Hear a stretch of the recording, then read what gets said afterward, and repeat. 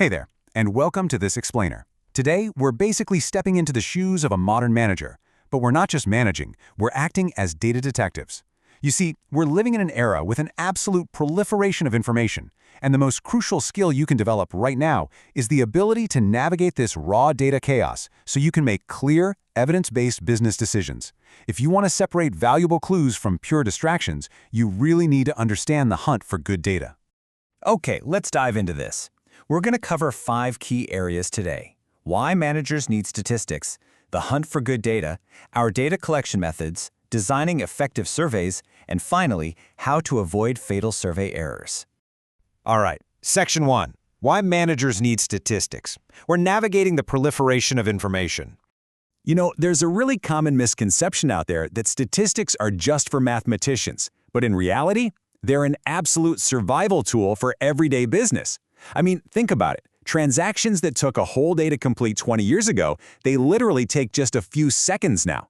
We are talking about massive volumes of data generated by supermarket barcodes, instant ATM withdrawals, online flight bookings. We're practically drowning in data. So the big issue for any decision maker today isn't finding information, it's figuring out how to select the right information to actually improve the quality of your decisions. And this brilliantly illustrates how this applies everywhere. Literally, every single business department relies on statistics routinely as a core operational tool. Accounting uses them to select samples for auditing. Finance is tracking trends in alternative portfolio investments. Management uses stats to improve manufacturing quality. And marketing? Well, they're using them to figure out exactly why customers prefer one product over another. It's the whole shebang. So the question becomes, how do we track down this vital evidence? Moving on to Section 2, the hunt for good data. Separating valuable clues from distractions. Knowing where to start looking is totally half the battle. We generally divide our evidence into 2 buckets: primary and secondary data. Primary data is gathered specifically for your current project. It's highly targeted, sure, but man, it is expensive and incredibly time-consuming to collect. Secondary data, on the other hand, is historical. It's data that's already been collected for another purpose. Think OECD reports or telephone directories. And here's the golden rule. A smart detective always checks secondary sources first. Doing that prevents super costly duplication of effort, and it might even reshape how you approach your primary research, if you even still need it. But here's a massive trap that a lot of business students fall into. They think they can just contract out the data collection to one person and then have someone completely different analyze it later. Actually, scratch that, it doesn't work that way. Data collection and manipulation cannot always be separated. If you're examining something that can't easily be described with numbers, like complex human behavior, for example, the researcher actually has to analyze and draw inferences while actively observing it in real time. You just can't hand that off. Okay, Section 3, data collection methods explained. Let's open up our investigative tools. So this is our toolkit for gathering clues out in the field, and we have a bunch of methods at our disposal. There's the diary method, where subjects keep a journal. This can be quantitative, like a strict time and motion study, or qualitative, where you're recording body language or signs of fatigue. Then we've got experimental research, which is heavily used in test marketing new products to establish cause and effect. Next up is grounded theory. This is a highly qualitative approach where you systematically analyze unstructured transcripts to tease out underlying themes, really squeezing every single bit of richness from the text. And finally, the case study method. This isn't just looking at one random example. It's a highly structured way of combining multiple qualitative and quantitative tools to get a complete, holistic picture. Let's zoom in a bit closer on another fascinating method, content analysis. This involves taking unstructured information, like letters, reports, or advertisements, and systematically counting certain key phrases or words.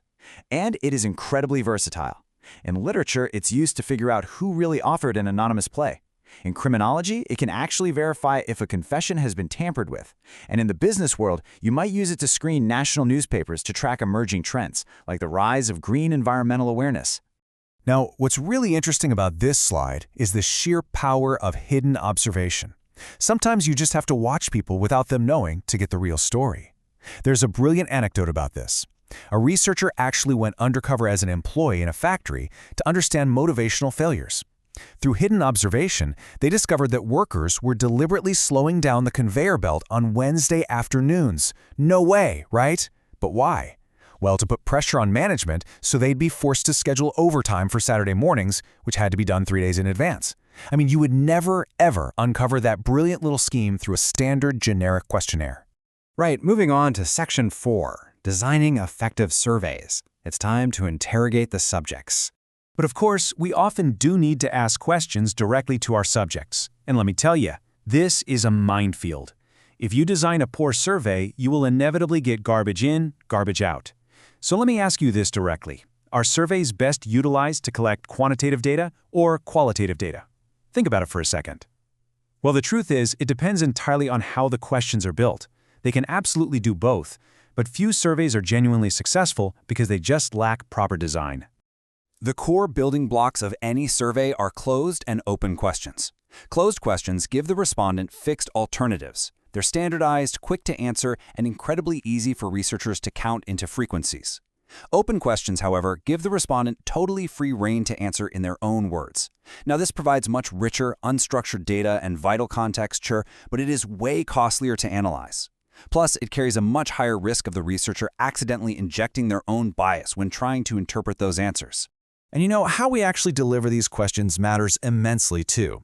Face-to-face interviews allow you to observe visual cues and really probe complex answers, but they aren't anonymous, so people might hold back or even lie.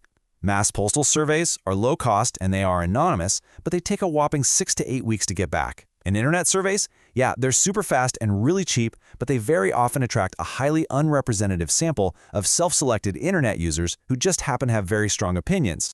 And finally, Section 5, Avoiding Fatal Survey Errors. Meet the villains of our story.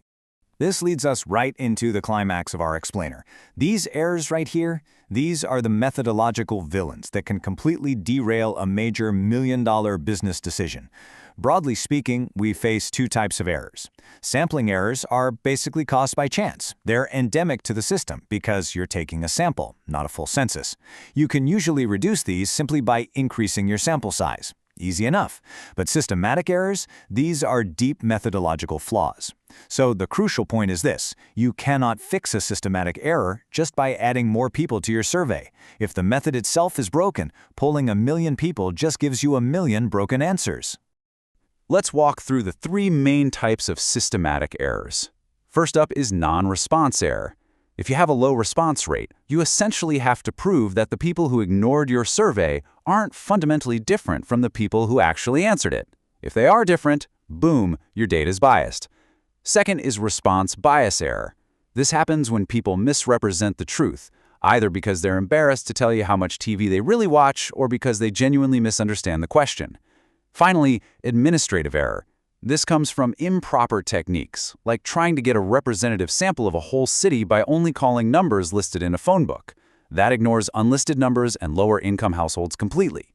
Remember our motif here? Garbage in, garbage out, because absolutely no fancy software can save a flawed methodology. Let me give you a fantastic real-world example of unconscious response bias caused by semantic confusion. Market surveyors in the Philippines once asked a massive sample of people, "Do you use toothpaste?" To their total shock, very few people said yes. The data looked terrible, but then they realized the issue and changed the question to, "Do you use Colgate?"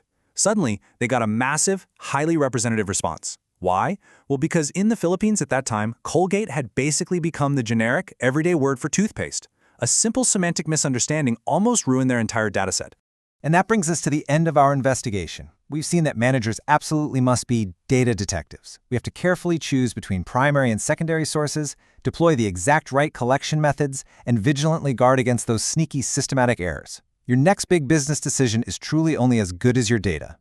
So I'm going to leave you with this final provocative thought for your own work. When you look at your spreadsheets tomorrow morning, are you really looking at the truth? Or are you just looking at a beautifully formatted, heavily biased sample? Keep asking the right questions and happy hunting for good data.